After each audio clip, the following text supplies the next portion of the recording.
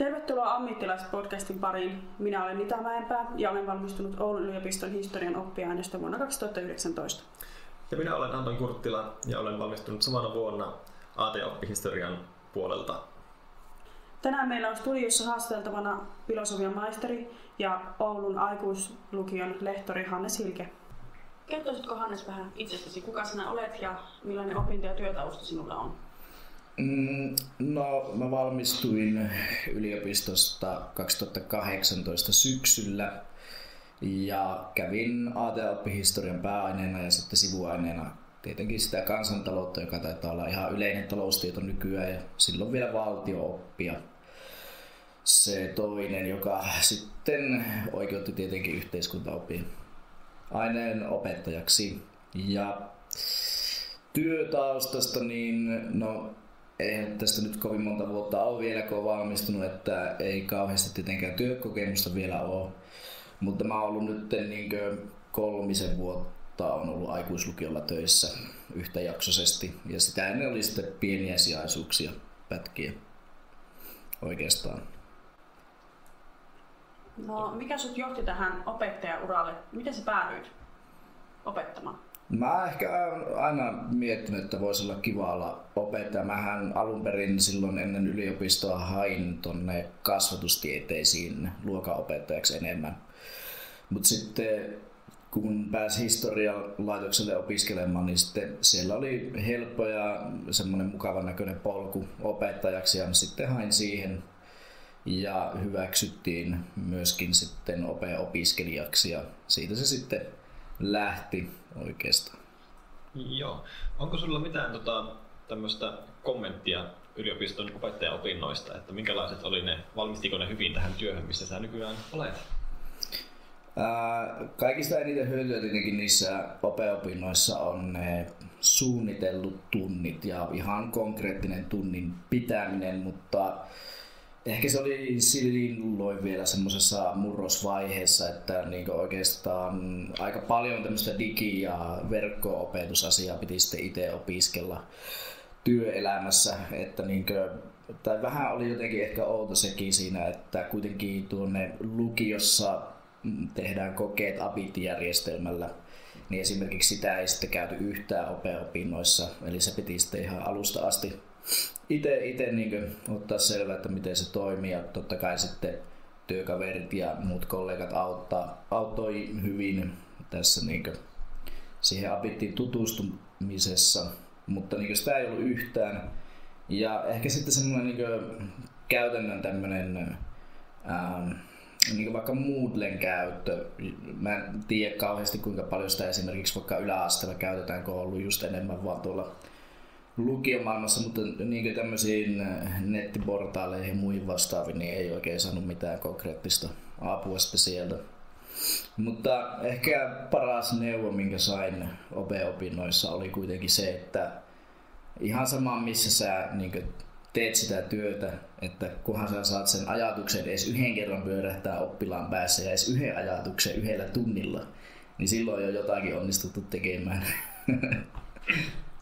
Se on kyllä varmasti niin yksi parhaista jutuista, mitä voi opettajana tuntea, että yhden ajatuksen saa yhden oppilaan päässä. Niin ei edes koko ryhmä, vaan edes se yhden oppilaan päässä. Kyllä. Joo. No ei, mutta kyllä se niin kuitenkin kiteyttää ehkä sen opettajan työn kuitenkin, että sitähän se loppupeleissä on, että koetetaan mahdollisimman yksinkertaisestikin ehkä joskus saada se asia kulkemaan niiden opiskelijoiden pään kautta. No sivusitkin tätä tuossa äsken vähän, kun kerroit tästä teknologisesta puolesta, jota ehkä opinnoissa niin paljon tullut, niin olet sitä paljon työelämässä sitten oppinut, mutta mitä muuta sä oot oppinut käytännön opettajan työstä, mikä ei opinnoissa ehkä tullut niin voimakkaasti esille? Ehkä se, että niin noilla opiskelijoillakin on aina tietenkin kaikenlaista omassa elämässä ja siinä on sitten kauheasti tietenkin opettajilla nykyään työtä sitten tehdä sitä koulun ja kodin välistäkin asiaa, että sitä niin ei ole juuri yhtään myöskään sitten ehkä auskultoinnissa tuu esille silleen, ja tietenkin, no miten sitä voisi tulla, jos ei niitä tilanteita ole sitten. Ja muutenkin siellä kuitenkin vastuuopettaja hoitaa Wilma-viestinnän ja muun vastaavan, niin se ehkä vähän yllätti siinä niin työssä sitten se, että on paljon kaikenlaista ja saa niin itse kauheasti tehdä erilaisia asioita, jotta sitten sillä opiskelijalla ne opinnot lähti sujumaan. Ehkä vähän semmoista, no ei nyt opon työtä, mutta jotakin siltä niin ohjaajan, opettajan ja opon väliltä myös joutuu olemaan työelämässä. Ja sitten se, että miten niin omat panokset ja jaksaminen riittää sitten semmoisessa, joka nyt ei välttämättä ehkä kuitenkaan ole se opettajan työ, kun ajatellaan opettajaa, niin yleensä sitten tulee sitten mieleen se, että kuitenkin siellä luokassa ollaan ja opetetaan ja koitetaan käydä niitä asioita läpi yhdessä, niin ehkä sitten se puoli myös on vähän semmoinen, mitä sitten ei kauheasti tietenkään käydä läpi. Eli opettajalla on monia roolia, joista se opettaja oikeastaan vain yksi, eikä ehkä edes aina isoinkaan rooli. Niin, kyllä. Ja siinä sitten niin tietenkin sitä opettelua, että mikä se on sitten se käytännössä se raja siinä, että mikä se koulun vastuu on ja mikä on sitten sen opiskelijan vastuu ja onko se henkilökohtaisesti itse sitten se, joka huolehtii kaikkia asioita vai miten se niin toimii. Plus sitten tietenkin jokaisessa työyhteisössä on omat käytänteet ja tämmöiset muut vastaavat. Esimerkiksi tuolla aikuislukiossa, niin sielläkin vaikka johtamistyyli niin on jaettu silleen, että siellä on niin aineryhmittäin suunnitellaan sitä koulun toimintaa ja sitten opetusta ja lukuvuosia ja niin poispäin. Niin tietenkin sekin sitten on yksi semmoinen, minkä vasta työelämässä oppii myöskin. Miten kun sä oot nyt muutaman vuoden ollut opettajana ja sitten tietenkin olet myös paljon opiskellut ja käynyt itsekin lukio jossakin vaiheessa elämääsi, niin jos peilaat silloin lailla nykyistä opettajan kokemusta siihen, mikä oli sun näkemys silloin lukioikäisenä siihen lukio-opettajan työhön, niin että miten onko vastuualueet kasvaneet ja vaikuttaako?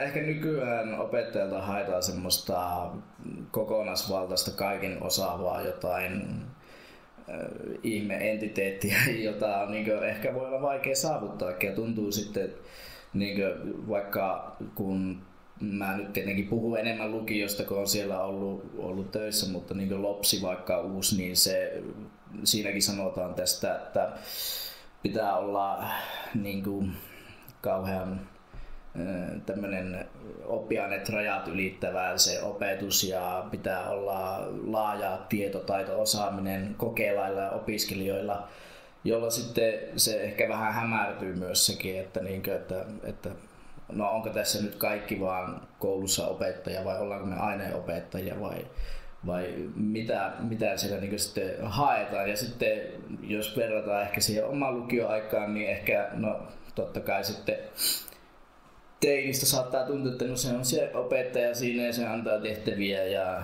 korjaa kokeita ja sitten ei ole muita tehtäviä, mutta nykyään sitten se on varmaan se tehtävän kuva on laajentunut paljon enemmän sitten.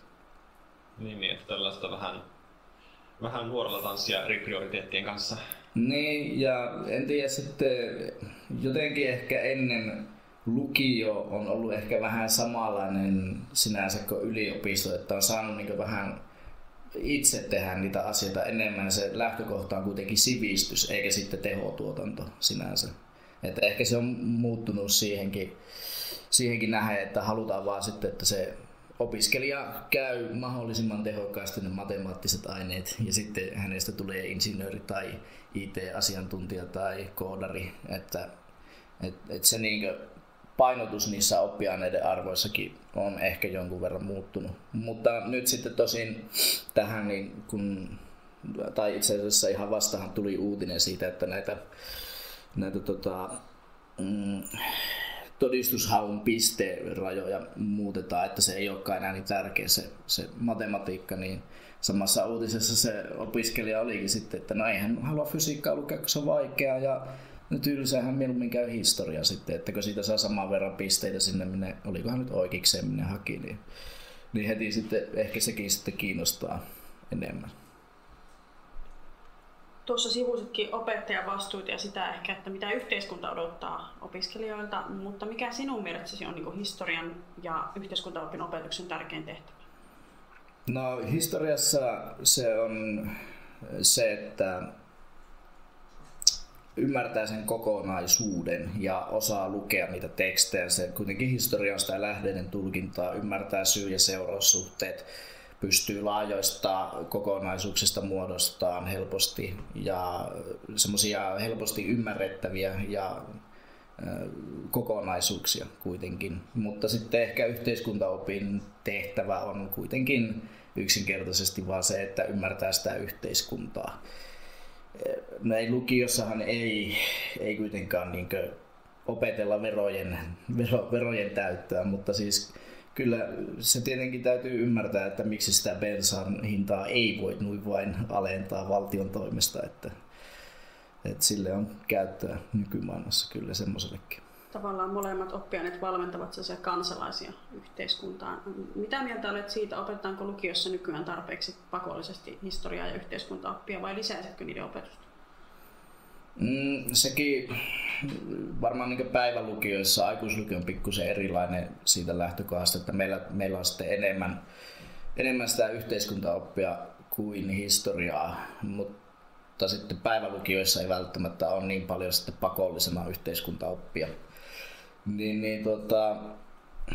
Se ehkä enemmän kuitenkin molemmat on semmosia, että jos tykkää historiasta tai yhteiskuntaopista, niin silloin yleensä on jonkunlaista harrastuneisuutta kuitenkin historiaan tai sitten yhteiskunnallisiin asioihin, tykkää lukea uutisia, käy kirjastossa ja pienenä lainaa kirjoja. Aika moni, jonka kanssa on jutellut, niin on yleensä pienenä aina viettänyt päivän kirjastossa. Niin en mä silleen näkisi, että niitä pitäisi kauheasti lisätä. Mielestäni niitä on ihan hyvin, koska sitten esimerkiksi historiassakin on monta eri kurssia ja vaihtoehtoa, mitä sitten voi lisäksi opiskella itse sitten lukiossa. Eli ehkä mieluummin kannustaa siihen, että innostuttaisiin niistä aineista ja haettaisiin itsekin lisää tietoa vaikka kirjaston kautta, kuin että sitten pakotettaisiin opiskelemaan enemmän. Niin kyllä, ja sitten ehkä muutenkin niin ei lukiossakaan, vaikka historian kursseja siellä onkin tarjolla paljon, niin ei niillä yksittäisillä kursseilla, niin ei niillä ehdi käydä niitä kaikkia asioita, semmoisia yksityiskohtaisia asioita varsinkaan, niin kyllä se jää sitten aika paljon siihen harrastuneisuuden varaan kuitenkin. Joo, mutta tuossa tulee juuri niitä juttuja, että olet käynyt jo tässä läpi vähän sen, että nykyään opettajan työ on ehkä vähän erilaista kuin ennen ja sitten toisaalta taas oppilaan asema on myös jonkin lailla erilainen, niin miten näet kokonaisuudessaan tämä, että miten suomalainen koulumaailma PISA-tutkimusten varjossa mekin ollaan kasvettu ja oltiin vielä sitä viimeistä onnistuvaa sukupolvea niin sanotusti. Niin, miten näet, että me ollaan kehittymässä, että mennäänkö tässä nyt niin kovaa mäkeä alas vai liidelläänkö vielä jonkinlaiseen voittoon? No sekin, että miten sitä sitten mitataan koulutusta, että onko se hyvä, että opiskellaan PISA-testiä varten ja sitten ei opiskella muuta asioita, mutta ehkä jos puhutaan niin lukion ja vaikka yläkoulunkin tulevaisuudesta, niin kyllä mä näkisin, että enemmän vaikka lukio siirtyy ehkä tämmöiseen hybridimäisyyteen, että siellä on niitä lähitunteja, sitten on verkkotunteja paljon enemmän ja materiaalithan on digimuodossa hyvin pitkälle ja lukiossa tehdään se apiittikoe, joka on tietokoneella tehtävä koe ja koko ajan siirrytään digiin enemmän. Ehkä yläkoulussa niin tämmöinen niin etäopetus niin ei toimi, jos mietitään vaikka ihan päivällä sen takia, koska sitten ei ole ketään aikuista, joka siellä on valvomassa. Ehkä lukiossa saattaa jonkun verran toimia. Mutta sitten yleensä ottaen nämä tämmöiset e-kurssit, niin ne on kuitenkin aina iltasi, että se oletus on sitten varmaan se, että vanhemmat kuitenkin on kotona ja se opiskelija voi sitten niitä sitten suorittaa niitä kursseja myös etänä. Mutta näkisin ehkä kuitenkin tulevaisuudessa sen, että siirrytään yhä enemmän tämmöiseen hybridimäisyyteen ja digiin ja verkko-opetukseen hyvin pitkälle. Millaisia uusia taitoja tämmöinen hybridiaikaan siirtyminen vaatii sekä opettajalta että opiskelijoilta? No tietenkin IT-taitoja, että niin opiskelijoilla minkälaisia niin ongelmia on tullut vastaan esimerkiksi tämmöisten tiedostojen ihan tallentamisen kanssa esimerkiksi, niin on se, että kun tehdään Driveissa vaikkapa Wordiin jotain esseitä, niin sitten kun se pitäisi tallentaa tietokoneelle sieltä Wordista, niin se on esimerkiksi hankalaa. Kansiorakenteita ei osata, ne on ihan hujaa hajan ne kaikki tiedostot ja ei ole semmoista järjestelmällisyyttä. Mutta sitten opettajilta kaikki eri alustojen käyttöä. Teamsihän nyt on kovaa vauhtia tulossa opetukseen ja sitä koko ajan kehitetään. Tietenkin sitten tekoälyn tuleminen, että onko siitä hyötyä opetuksessa esimerkiksi, että voisiko se koittaa tehdä vaikka jonkun kokeen, sille koekysymykset lukiotasolle, miten otetaan kantaa siihen, että jos on ihan normaali esseetyö, niin tekeekö se opiskelija sitten kotona sen sillä tekoälyllä, onko meillä jotakin työkaluja, joilla tunnistaa tekoälyn kirjoittamia tuotoksia ja niin poispäin, mutta mun mielestä se on ehkä tekoälykin kuitenkin on enemmän mahdollisuus kuin uhka, että ehkä nyt eletään vielä semmoista aikaa, että vähän sama ehkä kuin Google tuli, että ei kaikki tieto on siellä, ei tarvitse opettaa, ja sitten tulee Wikipedia, ei kaikki tieto on siellä, ei tarvitse opettaa, ja nyt tulee AI, ei kaikki tehdään meidän puolesta, ei tarvitse opettaa, ja ehkä joku tämmöinen välivaihe on menossa ja aikahan se tietenkin näyttää sitten, että mikä siitä tulee, mutta kyllä mä ainakin itse näkisin sen hyötynä. Mutta tarvitaan taitoja siihen AI:n kanssa työskentelyyn ja sitten erilaisiin alustojen käyttöön tietenkin. Joo, AI vaatii vähän uudenlaista näkökulmaa siihen opettamiseen ja oppimiseenkin varmasti, että oppilaille se tulee olemaan uusi mahdollisuus ja uusi uhka sinänsä, että eihän se anna oikeita vastauksia, jos sä et tiedä, että mitä sä oot sille syöttämässä. Niin kyllä, ja niin omista kokemuksista niin ei nyt aivan kauheasti niitä ole vielä tullut, mutta se mitä niitä joitakin töitä on tehty AI:lla, niin kyllä se niin huomaa sen, että tämä opiskelija vaan ei ole yksinkertaisesti tämän tason, että se tuottaa niin parempaa tekstiä kuin opettaja. Niin sitten kun menee juttelemaan opiskelijalle, että sä et tehnyt niin tekoälyllä, että sun pitää tehdä niin uudestaan, niin kyllä sitten opiskelijakin myöntää, että no joo, hän nyt teki, että on ollut aina jotakin ongelmia ollut, onko niitä sitten vai ei, mutta sitten tehdään ilman tekoälyä ja sieltä sitten saadaan se oikea työ ja se oikea taso ja niitäkin voi sitten jotenkin edes arvioida ja niin poispäin. Joo, niinhän se on, että pilkkuvirheet katoaa, mutta asiavirheet ei niinkään välttämättä. Joo, ja sitten siellä voi olla vielä joku se tekoäly syöttämä, en voi kirjoittaa tästä aiheesta ensimmäisessä kappaleessa. No aivan tähän loppuun voisin kysyä, että missä historiallisessa ammatissa olisit halunnut toimia? Paha kysymys, kun ainahan se on joku käsityöläinen sitten tämmöinen ihan perusammatti, mutta ehkä olisin halunnut olla antiikin Roomassa jo ihan tavallinen virkamies tai ehkä jopa sitten myöhemmin konsulikin vaikka. Aivan erilaista työtä kuin tämä opettajan työ, että et olisi halunnut vaikka triviaalikouluopettajaksi tai... No voisi se tietenkin, jos olisi ollut pappikoulutuksessa, niin sekin voisi ollut ihan kiva näin, mutta mä en oikein ehkä näe sitä koulumaailmaa kauhean isona asiana jossakin antiikissa vaikka. Et enemmän kuitenkin olisi ollut ehkä mukava olla tämmöinen virkamies, ihan vaan normaalien paperien pyörittelijä ehkä siihen aikaan kuitenkin. Sellaista turvallista työtä, jossa voi kadota sinne seiniin. Niin kyllä, ja sitten saa vähän pienen maistiaisen hohdostakin.